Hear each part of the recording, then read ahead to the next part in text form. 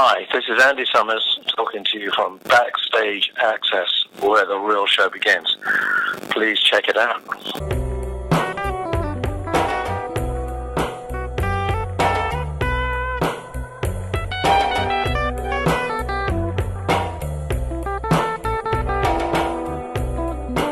Hi, this is Chris with BackstageAxxess. We have the honor of having Andy Summers with us today, guitarist for The Police and an extraordinary solo musician himself. Welcome, Andy.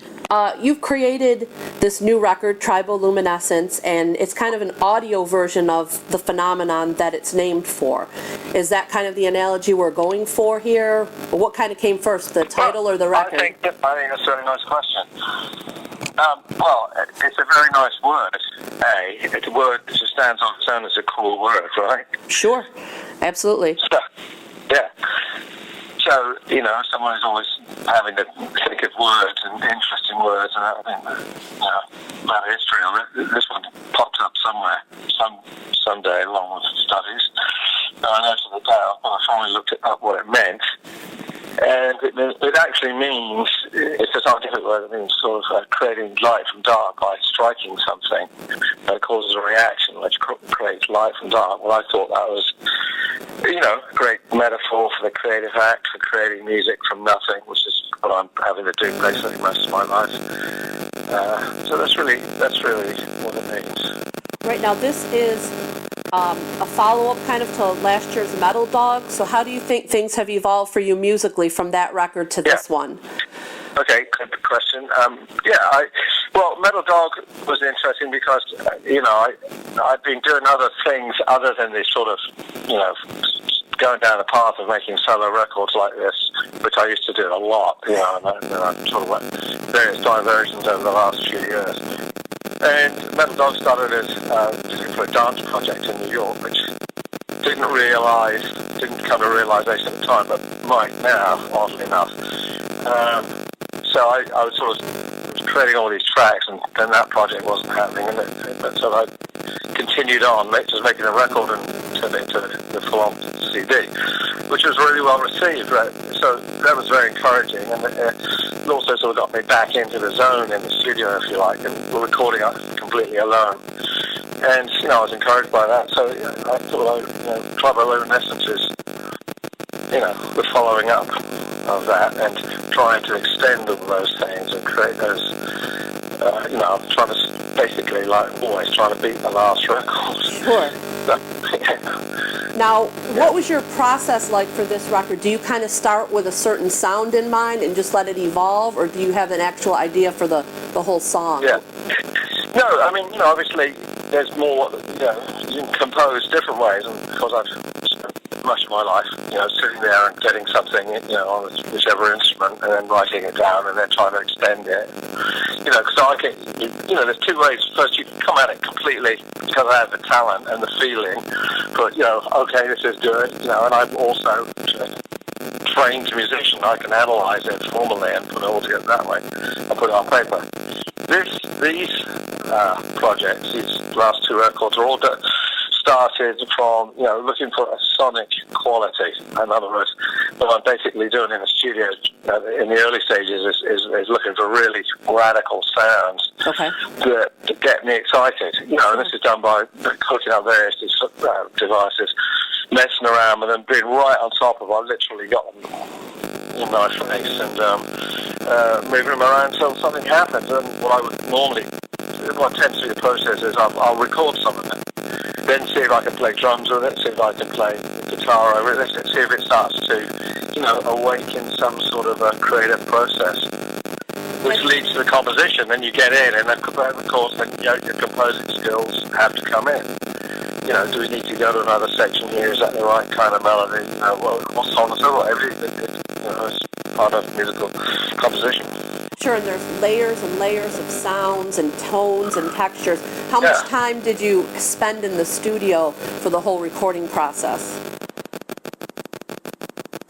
Well, I'd say, I can't tell exactly, but it's spread out over about 6 months. Okay.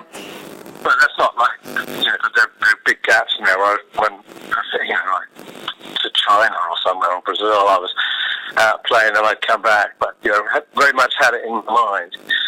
So the process is for me is I got a lot of things going. We're recording in Pro Tools, and I make notes. There's a methodology to this. So I'm writing down what I do. Say I came up with 50 tracks, or just ideas. Which doesn't take that long to do actually. But then you wait a while and go back, and in retrospect, I give them basically it's like giving points out of 10. Okay, this one's intriguing. Yeah, it's definitely not working. Yeah, let's have a look at it. So on and so forth. And partly that is sort of working my way into the zone where I feel like, okay, it's all happening. I'm in the moment. The creativity is happening. There's a lot of slogging away, trying things out, and then there are the moments when the muse strikes, and man, suddenly in 2 hours in one afternoon you solve 10 problems. It's crazy, but I really enjoy it. I like being in there and grappling with my own grey matter. Now, when you're kind of in that creative moment and you're experimenting with all these different sounds and things, is it ever hard or difficult to stop? Do you have to almost kind of stop yourself at some point and say, this is going to be finished, or do you always kind of tend to venture off into uncharted water and see what you can push for? Yeah, it's a good question, because it's very difficult because there's a certain amount of self-discipline, and you have to have it because I can work away on something and go, man, I start playing something else. I don't stay with it long enough. I have to be very careful about that. Sometimes, even with this track, I end up with so many tracks. I did hundreds of tracks that were just like searching about. But, you're in that big clogged with material. There's no difficulty in getting ideas out and all that. But they're all worthless. The ones that count are the ones that you develop. You sit all the way through and take them to the end and build it until you've got like a solid piece of musical architecture. So otherwise you could just be frittering away forever. Sure. It's crazy. And the goal is to just in theory, let's build an album's worth of music. About 50 minutes, and it should be about 12 tracks. Some sort of setup like that, so that there's some sort of schematic or discipline to it. Now, the album ends with the Garden of the Sea track, and it's just you've kind of, I think, stated it was sort of a lullaby type thing. It has that real soothing tone, and you use that reverse looping effect. Could you tell us a little bit about that effect and what goes into kind of creating that sound? It's not a loop. It's not a loop. I know. I think I said that somewhere, and it was my fault. It's not a loop. It's a sort of reverse sound. Okay. But that whole 5.5 to 6 minutes or whatever it is played. I played it all the way through, and you can tell that because towards the end you'll hear the guitar notes go into a sort of high register, and it stays there, and I start going around a sort of a pedal tone. It's like I end the piece. I'm ending it. I'm playing it. It's not just a loop. I said, all right, give me 5 minutes of that, and we'll play it. I actually played it all the way through. Okay. It has an effect. And then, we have the wonderful cello over it, and that was partly, it sounds great anyway, but, I'm sort of in the middle of another album with that cellist. His name is Artyom Manutian. He's an Armenian cellist, an absolutely marvellous player, and we've made about 15 tracks. So, probably the next thing I'm going to do is go in and start pulling all that together into an album, because I would certainly like to do some stuff with him, because he's here in Los Angeles. Okay. So it just seemed like a very fitting end to that album. Sure. Now, do you have were there specific gear or effects that you kind of used on this record to get that sound quality that you were looking for? Yeah. One of my great that was created with an Eventide harmonizer, so which is still the mother of all guitar devices. It's never been beaten. There are a million things that try to imitate it, but there's only one Eventide harmonizer. It's really quite an incredible box, and about 20 years ago. I don't want to see if I can get a couple more, because I'm now getting paranoid. It's just philosophy. It's fabulous, and it has something more than 400 sounds on it. And of course, you can play around with the parameters and change things a bit within them. But it's amazing. Now, they did come out with a little one called the H9, but it hasn't got the scope of the big one. sure. Now, what So about that was created on that? Yeah. what about the tour plans? Do you have any plans on taking this record out on tour at this point? Not really. Touring's a whole other concept. Right. I don't really want to go out with a band and start playing around in clubs. I'm just fine. Sure. Yeah. I've been to the Stars and back. I've just come back from a phenomenal tour in Brazil.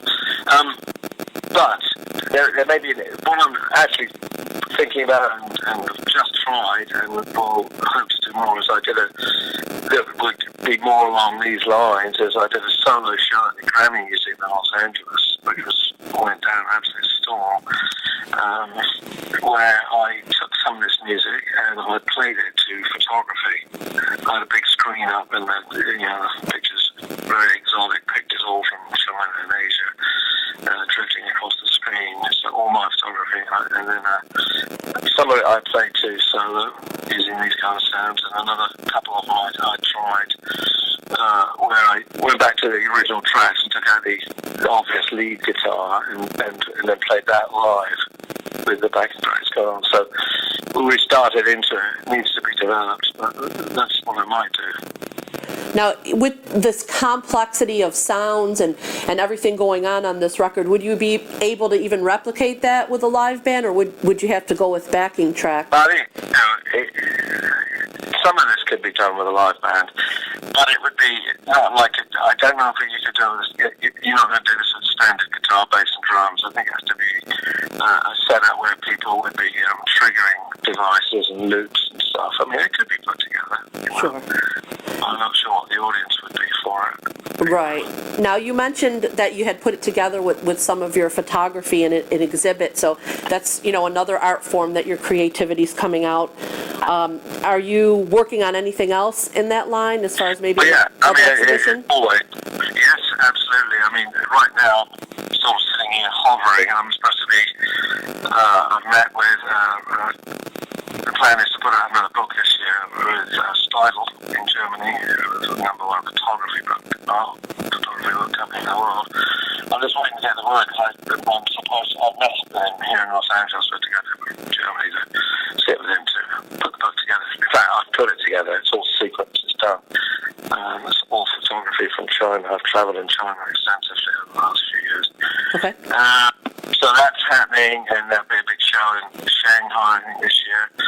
I've done many shows over the last few years. I've done 8 shows in less than 3 years, I think. So, as well as my guitar playing, being on stage and all that, I have a sort of sub-career of, doing exhibitions in different countries, Hey, this is Chris with BackstageAxxess, and we are super stoked to have with us today comedian, former TV host, and total metalhead, Don Jamieson. Things happening this year, like making me a signature camera. Then they're going to make a beautiful, we're calling it a photography guitar to go along with that. Nice. Long events, come back to China and play, come back to Brazil. Phenomenal band we've got down there. Yeah. Yeah, is traveling what got you into photography, or has that always been a passion of yours? Yeah, I think that's fair enough. I mean, it literally was the... We're like, Johnny, we're big fans. Can we get a picture? And he goes, oh, yeah, no problem. But now the bodyguard sees us talking to Johnny. He's all pissed off, right? He starts charging us like he's a 15-year-old chasing a Pokemon, right? 10 years of my life, I'm going to be sitting in these bloody rooms, and I've got to have something to do. And I must have had a thing about photography, like anybody else, of course, have a camera, but I'm going to sort of take this very seriously, and I'm going to start studying it, and I did. I got a really nice Nikon in New York, and I started studying it and photographing all the time. That's really where it started, and absolutely took to it like a duck to water. very natural for me, and obsessed with it. And the interest has never waned. I've always photographed and tried to be better at it for years now, and I've been surrounded by a lot of the photography world in my life. Yeah. Sure. Now, you mentioned the police, so I do have to ask, are there any 40th anniversary plans coming up, or anything that... I didn't realize it was the 40th anniversary, because I think, personally, I'm stuck at about 28, But who knows? I don't think so. I think, we did that, greatest tour of all time for anyone, as you know, in 07, 08. I personally, this is all pure conjecture and imagination. What I think would be really cool would be to do 2 weeks. 1 week at the Forum in LA and 1 week at Madison Square Gardens. Then everybody can go home happy. That's what I think would be good. Non-threatening, fantastically successful, and we all make some money. It's great, but I don't think it's on the cards at the moment. Okay. Well, we'll keep our fingers crossed, because you never know. Well, you never know. We never thought the reunion would happen. It got left really late in the day. But I think another point, actually, and this is why it would be nice to do it if you would keep it limited, is that tour was like literally the greatest tour anyone ever did. I don't think we could match it. It would be smaller. Sure. Which is a bit of a drag. Well, it's not as good as the last one. Yeah, you see, that would be hard to deal with, whereas if you kept it tight, it might be a raging success and look really good. That's the way to go. Yeah, that makes sense, absolutely. This is all conjecture, Right. Well, I'm not going to hold you to it. Yeah. But thank you so much for taking the time to talk with us today. Nice to talk to you. It was absolutely wonderful.